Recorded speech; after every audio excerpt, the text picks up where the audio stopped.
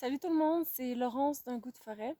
Dans une autre de mes vidéos, j'ai parlé de l'onde crispée, qu'on appelle aussi le poivre des dunes ou le poivre crispé, et qui est quand même assez populaire en ce moment au Québec, comme une épice boréale dans le fond qui peut remplacer un peu notre poivre. Et je disais que je me trouvais à Matagami, et en fait, j'avais trouvé les deux espèces d'ondes, donc de l'onde crispée et de l'onde rugueux. Et on entend vraiment beaucoup de commentaires dans les réseaux sociaux notamment, puis les gens essaient de faire la différence entre de l'onde rugueux et de l'onde crispée. Et en fait, là, je suis tombée sur un endroit où j'ai les deux espèces l'une à côté de l'autre.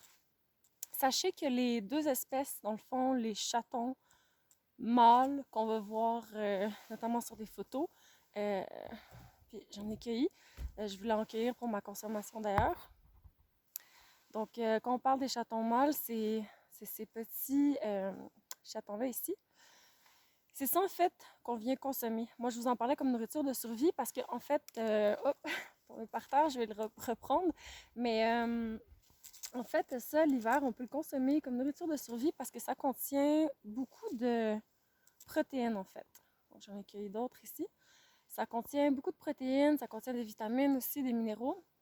Et ça, ici, je vais juste vous montrer, en fait, la différence. Ça, c'est de l'onde rugueux. Mais en fait, quand on cueille l'onde rugueux, vous allez le trouver sur l'arbre, puis il va être pendant comme ça. Donc, il tombe vers le bas. Lui, l'onde rugueux, c'est celui qui n'a pas un goût très fort. C'est plus subtil son goût et c'est pas lui qu'on utilise comme épice boréale. Celui qu'on va utiliser comme épice boréale, c'est l'onde crispée. Et l'onde crispée, j'en ai juste derrière moi. Donc, en face, j'ai de l'onde rugueux. Derrière, j'ai de l'onde crispée. Et l'onde crispée, vous ne le voyez pas bien sur la vidéo, mais moi, j'en cueille là, pour ma consommation personnelle aujourd'hui. Dans le fond, l'ongle crispé, vous allez le trouver sur l'arbre. Ces chatons, ils vont être dressés vers le haut.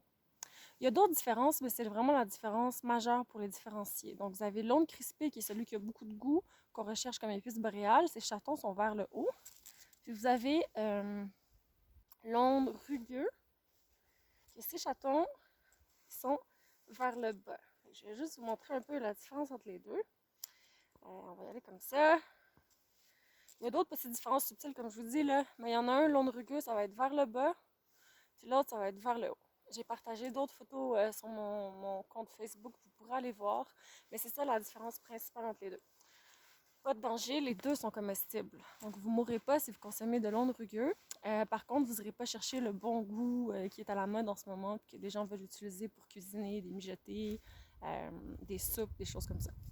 Donc voilà pour la différence entre l'onde rugueux et l'onde crispée. On les retrouve parfois ensemble. Il y en a un que ses chatons sont vers le haut, un que ses chatons sont vers le bas. Les deux sont comestibles. Il y en a un qui goûte plus fort que l'autre. Alors voilà, j'espère que ça éclaircit un peu la question de l'onde rugueux et de l'onde crispée. Puis on se voit dans un autre de mes vidéos. Salut!